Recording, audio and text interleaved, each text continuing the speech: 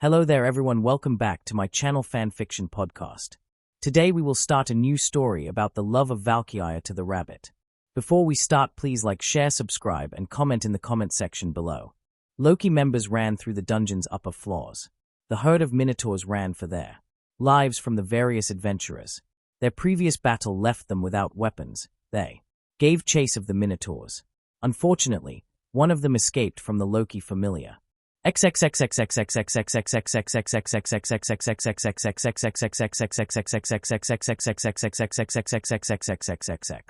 Bell walked with a sigh. He looked at his small purse of a few thousand valis. He still hadn't found a deity to take him in yet. He felt his trip to Rio to become a hero was worthless. The weapon that his grandfather gave him was a magic sword in the form of a knife. He pulled it out of his sheath and looked at the blue blade that looked like a lightning bolt. Should I pawn this item to help fund me? But it was Grandpa's. It's the last thing I have to remember him by. He walked up to a poster on the wall of a cafe. The poster showed the number 1 familiar in Rio. 3 executives were on the poster along with a depiction of the goddess Freya. Bell looked over them, admiring the 3 that he knew from all the stories. The Boaz, maiden Ataria, known as the Dungeon Queen, being a level 7 adventurer. The second one was a Prum that was the oldest among the Gulliver siblings, Alfrigg the Sapphire Bringer. Finally, the newest level 4 adventurer of the Freya Familia, the mysterious Syr Flova the Falco, using her unique skills to make a cloak of falcon feathers dangerous. Bell looked at the 3 Valkyries of the Freya Familia. Most of the Freya Familia were men, but the majority of the executives of the Familia were women nicknamed the Valkyries of Freya by their admiring public. Bell was alarmed by the guild sirens.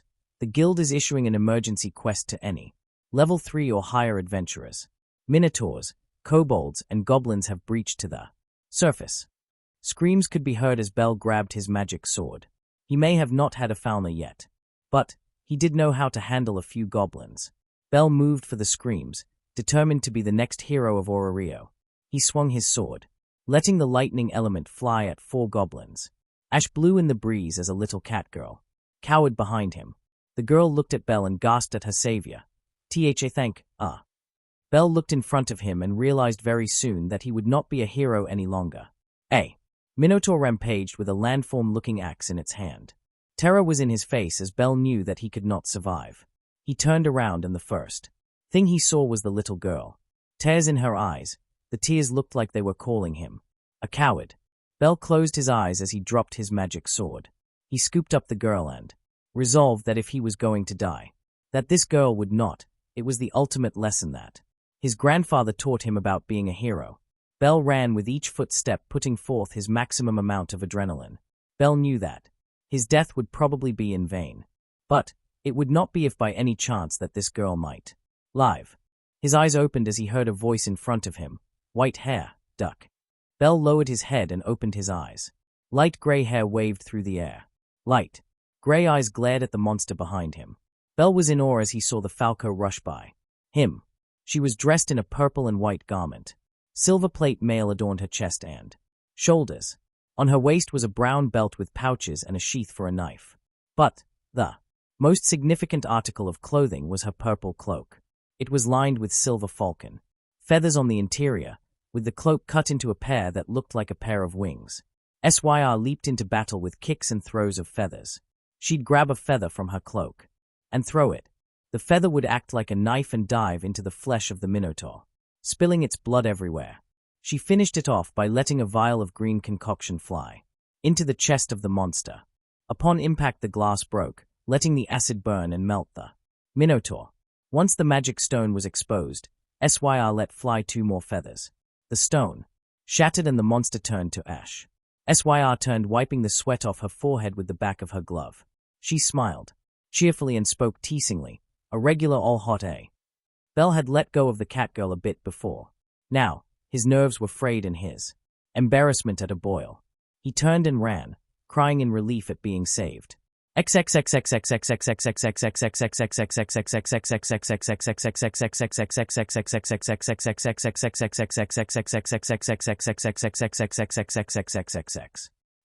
walked off the lift in Babel. She was accompanied by Ataria, who walked stoically with regret, I'm sorry, mistress. I was not there in your time of need to protect you. Syr turned to her and said, waving off the apology. Nonsense, it's actually fun to be in a one-on-one fight. Besides, the whole reason I am here is to experience what you experience. I have my role for her and she has her role for you. The pair walked into a chamber that housed a beautiful woman. She looked like the goddess. Freya could be her twin really. However, Ateria knew the difference. Syr spoke a smile to the public face of the familiar. Had fun, Horn. Horn nodded as she gave a slight bow. Welcome home, my goddess. It is always a pleasure to do my role.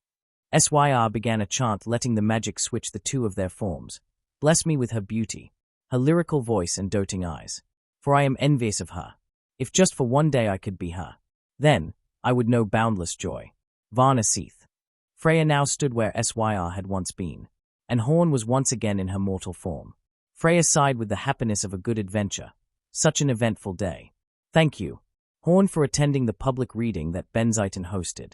I hope it wasn't too much of a bore. Horn asked while unbuttoning her top. Are you kidding? It was a blast.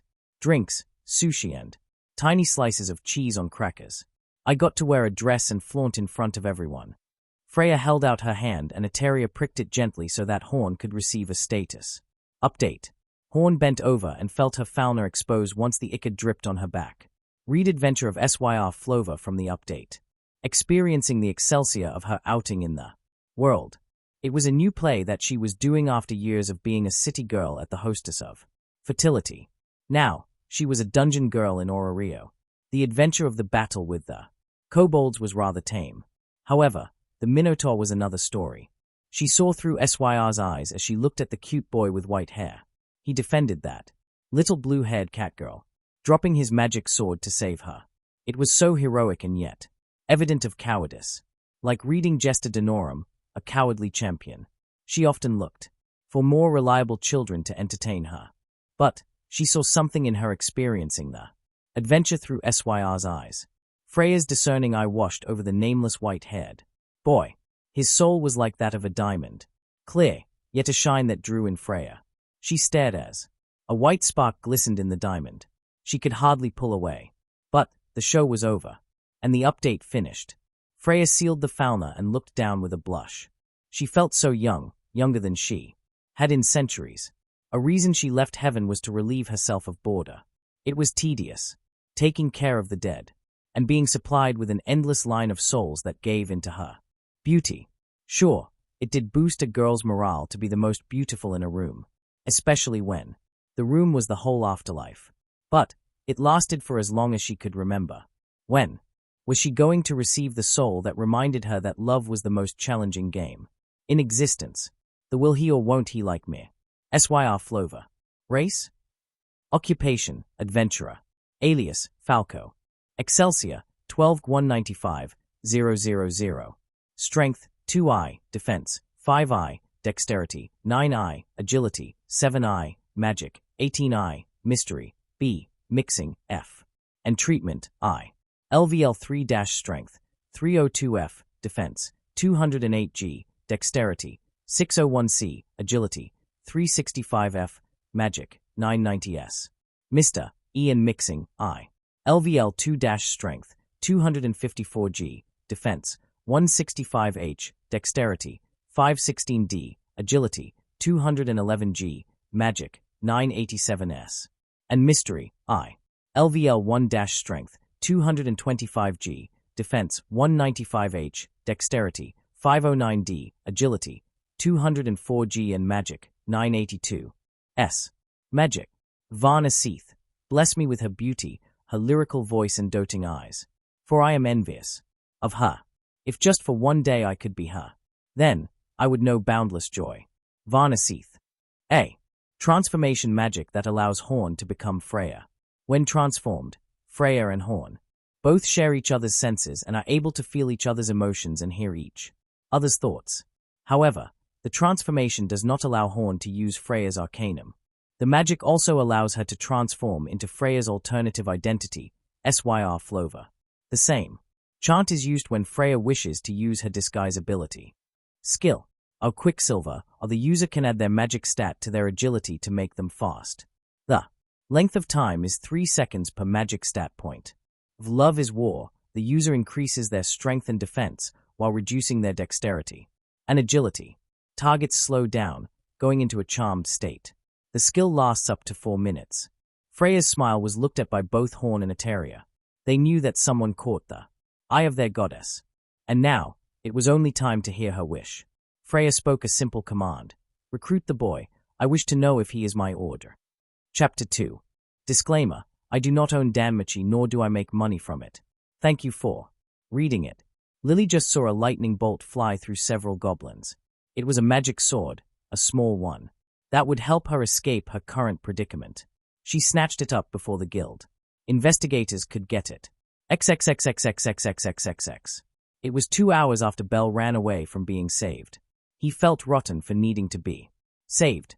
He arrived back at the scene. The guild summoned all non-adventurers to the Nike Plaza. They wanted to get a detailed report. Also, the Loki Familia would be present to give their emblem to each victim. Bell was aware that an emblem was the official document that a familia used to promise Velis, a sort of IOU. As punishment for letting the Minotaur escape, the Loki Familia would pay retributions. Bell arrived cleaned up and looked for his grandfather's sword. He doubted he'd find it. And it turned out he was right. With a sigh, he figured that someone desperate picked it up to sell, knowing that he was considering to possibly pawn it just a few hours ago. The Loki Familia's sword princess approached him, and he could see a sad look in her eyes. She bowed her head to him. I'm sorry. Tiona scratched her cheek as she walked up beside Ace. Hey, white hair. Did you happen to loose anything during the attack? Bell felt shame as he replied with tears welling up in his eyes. Why yes, my magic sword. It belonged to my grandfather. And now, I'll never get it back. Ace was wide-eyed as she felt responsible. Did it break while you were using it? Bell wiped his face with the back sleeve. No, I had dropped it when the Minotaur showed up. If it wasn't for Ms. SYR, I would be dead. A scoff was heard that startled Bell. If you lost your sword, then it's your own fault. You should have stood your ground like a man. I mean, a magic sword could have been useful. But now it's gone. Boo hook. Weaklings like you need to learn to take some responsibility. And just hide. Not try to fight with your precious family heirloom. Tiona shouted at Beat. That's enough. You shouldn't say things like that, Beat. Bell ran away, towards the gate. Coming to Orario was a mistake. He was no hero. No one would miss him. XXXXXXXXX. Rust Eyes made note of Beat Loga. He would be judged by Eteria's goddess for his words. If Freya took interest in someone, then any harm done to them, emotional or physical, would be dealt with accordingly. Only Freya was allowed to hurt or pleasure those that held her interest. Eteria looked at the boy as he ran crying. She looked down at the small cat girl that was saved by both the boy and her goddess. The little cat girl said, sullen at her hero's tears. That's the man who saved me. Why are they treating him bad? Eteria, a purse of Valis, giving it to the little girl. Go home, I will personally see to restoring your hero's honor. Eteria watched as her associate Anya escorted the girl. She turned to a lower-ranked member, knowing that she might frighten the boy if she invited him. Eteria spoke the command of her goddess to the lower rank. Recruit him. This is the will of our goddess. The member that she spoke to was a spirit, a member of the Undyne spirits. She had pale blue skin with silver hair. She wore purple robe and carried a magic staff. She was one of Freya Familia's lower members, a young mage by the name of Aphrodessa. XXXXXXXXX. Aphrodessa approached Bell once he calmed down. Bell looked up from a park bench in one of the many city parks. She asked the boy, do you mind if I sit here? Bell shook his head and let her sit. Curious, he asked her, are you an adventurer? Aphrodessa nodded as she began eating some berries from a small lunchbox. Yes, I'm a mage of the Freya Familia. My name is Aphrodessa. Bell asked excitedly after hearing the reply. The Freya Familia? Do you know Ms. SYR? Then Aphrodessa asked him, curious to know what her goddess saw. Who's asking? Bell blushed and recoiled a bit. Oh, sorry for not introducing myself. My name is Bell Cranel. I was saved by Ms. SYR while looking tried to join a familia. Aphrodessa nodded. Lady SYR is most impressive indeed, isn't she? But she's nothing compared to our goddess. Freya is the very definition of beauty and strength. Her eyes can Stop the hearts of men and women alike, charming them into endless battle. Belle asked, unsure if that was okay. And you're okay with that? Aphrodite glared slightly as she explained to him, for the followers and children of deities, their will is absolute, especially for those of us that serve Goddess Freya. Are you saying that our goddess is not deserving of that commitment? Putting up his hands, Belle replied to her. No, no, no. That's not it at all. I just think that maybe she doesn't need to charm people. Can't she just win them over with her grace? Aphrodite now understood that he was innocent of the heart, something that most of the children of Freya weren't. She stood up, and as she offered him her hand, we're having interviews for the Familia. Would you perhaps like to come and see if Goddess Freya would accept you into our Familia? Belle asked, shocked after being turned down by nearly every Familia in Orario. Are you sure that the greatest Familia would want someone like me? Aphrodite replied to him with a smile. Only one way to find out. XXXXXXXXX. Freya adored the boy currently standing before her. She was fascinated by him, his soul, transparent and shining, but there was a crack on it, one that had to be repaired if she wanted to keep her diamond. Freya asked worriedly, why so sad, child? Belle looked down, aware of the divinity that drew in his very soul. I want to be a hero, but after yesterday's events, I'm not so sure that it's my fate. The crack trembled in fear, showing her a laughing and snarky werewolf, the minotaur that charged for him, and the light-haired maiden that he admired. Freya now knew what to repair and how best to make him perfect again. Child, without the blessing of a deity, one cannot be a hero. Your instincts to run earlier were made in self-preservation. The foolish thing would have been to stand there and die. But you took that girl with you, saving her. Do you know why? Belle shook his head as Freya stood up and took his chin, guiding his eyes to hers, to fulfill your fate as being the greatest hero ever to exist. Before long, even Eteria will look at you with envy. I know this. The question is, child, do you trust me? Belle let her divinity wash over him, setting his crack alive with lightning, flashing brightly. In Freya's discerning eye, yes. Freya then asked him, then, would you like to join my Familia, child? Freya smiled at his nod. Chapter 3. In this fanfiction I've decided that spirits can indeed have children, but only if they have bonded a part of their soul to a mortal race. That part resulting in the birth of a child that is a half-spirit. In this story, Ace and Belle will both be half-spirits. Disclaimer, I do not own Damachi or make any money off this fanfiction. Belle felt the ichor drop onto his back as he was blessed with a Falna. Freya smiled as she saw the excelsior of his life form into the hieroglyphs that would make up his destiny. She sat on his back in her private chambers on a luxurious bed. She enjoyed her new seat, his cushy bottom. She rubbed his bottom with her, making the boy let out a cute moan. Aar. Goddess, is something that matter? Freya smiled as she saw the lightning flash all around his transparent soul. Almost done. She locked in the blessing, sealing it into his back, and changed it into a Falna. With a smile, she placed a piece of paper on his back and let the Falna transfer to the paper. After peeling it off, she used another drop of ichor to hide his Falna so others could not see its status and secrets. Belle Cranel. Race, half-spirit, Tenitrus. Occupation, adventurer. Alias. Strength, 0i. Defense, 0i. Dexterity, 0i. Agility, 0i. And magic, 0i. Magic. Lightning incarnate. I race across the sky, bouncing from cumulus to nimbus, and plunge. From stratus. Terra firma shatters when I land. Mine is the last sound you'll hear. I am lightning incarnate. The user's dexterity and agility dramatically increase, drawing on the fauna of their ancestors. Their body produce a blue aura that is reminiscent of lightning, and their touch stuns most targets. The time the stun lasts varies depending on the magic. Basic ability. Skill. Glyaris freeze, a fast growth as long as the feeling lasts. The strength of the effects corresponds with the level of the user's feelings. As a side effect, it makes the user immune to charms.